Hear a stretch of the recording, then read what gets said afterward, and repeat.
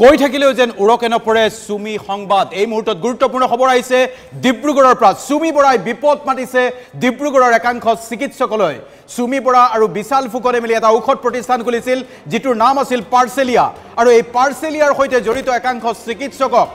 তলব কৰিব পাৰে জেৰাৰ সন্মুখীন হ'ব লাগিব সুমি বিশালেৰে ব্যৱসায়িক সম্পৰ্ক থকা একাংশ চিকিৎসক এই মুহূৰ্তত গুৰুত্বপূৰ্ণ আপডেট জনাইছো পাৰ্চেলিয়া নামৰ ঔষধ কোম্পানীটোত জড়িত হৈ আছে একাংশ চিকিৎসক আৰু এই চিকিৎসকসকলকো সোধা পোছা কৰিব ডিব্ৰুগড় আৰক্ষীয়ে এই মুহূৰ্তৰ গুৰুত্বপূৰ্ণ আপডেট আনকি একাংশ ইউটিউবাৰ 5 গৰাকীকৈ শিল্পী মডেলকো এই ঘটনা সংক্ৰান্তত এই কেলেংকাৰী সন্দৰ্ভত সোধা পোছা কৰিব পাৰে আৰক্ষীয়ে ডিব্ৰুগড় আৰক্ষীয়ে সমগ্ৰ বিষয়টোক যথেষ্ট গুৰুত্ব সহকাৰে গ্ৰহণ কৰিছে সুমি বৰা বিশাল ফুকন আৰু তাৰ্কিক বৰাৰ সৈতে ব্যৱসায়িক সম্পৰ্ক থকা চিকিৎসক 10 গৰাকীৰো অধিক চিকিৎসকক ইতিমধ্যে আৰক্ষীয়ে সোধা পোছা কৰাটো এক প্ৰকাৰ নিশ্চিত হৈ পৰিছে আনপিনে 5 জনকৈ ইউটিউবাৰ 5 গৰাকীকৈ শিল্পী মডেলকো এই ঘটনা সংক্ৰান্তত আৰক্ষীয়ে তলব কৰাৰ সম্ভাৱনা আছে ডিব্ৰুগড় আৰক্ষীৰ এক সূত্ৰৰ মতে ইতিমধ্যে একাংশ চিকিৎসক একাংশ ইউটিউবাৰ আৰু একাংশ শিল্পী মডেলক তলব কৰাৰ সম্ভাৱনা আছে ডিব্ৰুগড় আৰক্ষীয়ে গুৰুত্বপূৰ্ণ তথ্য জনাইছো সুমি বিশাল কাণ্ড এতিয়া সমগ্ৰ ৰাজ্য তোলপাৰ লগাইছে আনকি গুৱাহাটীত থকা একাংশ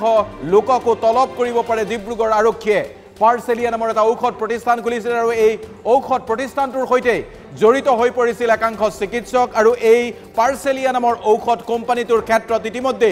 ৰাজীৱ বৰা আৰু জিংকি নামৰ মহিলাগৰাকীকো সোধা পোছা কৰাৰ সম্ভাৱনা আছে গুৰুত্বপূৰ্ণ তথ্য সুমি বিশালেৰে ব্যৱসায়িক সম্পৰ্ক থকা একাংশ চিকিৎসকক ইতিমধ্যে তলব কৰাৰ সিদ্ধান্ত গ্ৰহণ কৰিছে ডিব্ৰুগড় আৰক্ষীয়ে আৰু ডিব্ৰুগড় আৰক্ষীৰ ফালৰ পৰা এই বিষয়টো সন্দৰ্ভত এই পৰ্যন্ত বিশেষ তথ্য একো সদৰি কৰা নাই যদিও আৰক্ষীৰ এক সূত্ৰৰ মতে ইতিমধ্যে সমগ্ৰ বিষয়টোক আৰক্ষীয়ে যথেষ্ট গুৰুত্ব সহকাৰে গ্ৰহণ কৰিছে আৰু অতি শীঘ্ৰেই 10ৰ পৰা 12 গৰাকী চিকিৎসকক তলব কৰিব পাৰে ডিব্ৰুগড় আৰক্ষীয়ে আনকি একাংশ চিকিৎসকে 5ৰ পৰা 50 লাখ টকা পৰ্যন্ত ধন বিনিয়োগ কৰাৰো অভিযোগ আছে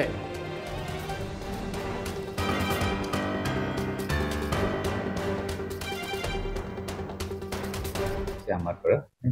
স্পেশাল ইনভেস্টিগেশন টিম এটো বনোৱা হৈছে সিআইডিৰ আইজিপি ম্যাডামৰ নেতৃত্বত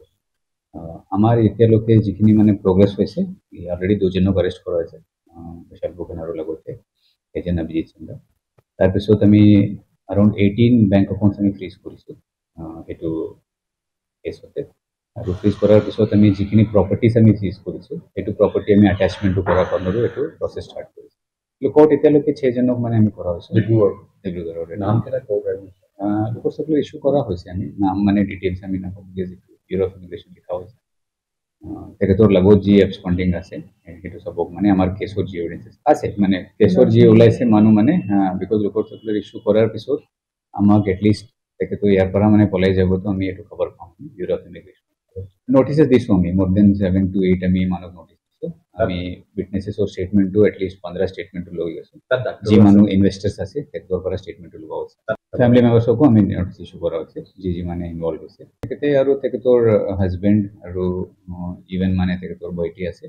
তাৰ যিখিনি মানে এভিডেন্সেস পাইছে তাৰ পিছত তেখেতৰ নামতো আমি নোটিস ইস্যু কৰা হৈছে এনেকে নাই মানে আমাৰ যি ইনভেস্টিগেশনৰ যি প্ৰসিজাৰাল হিচাপ আছে এটো মানে বিকজ আমি নোটিস দিয়াৰ পিছত অপিয়াৰ কৰা নাই এটো কাৰণতে আমি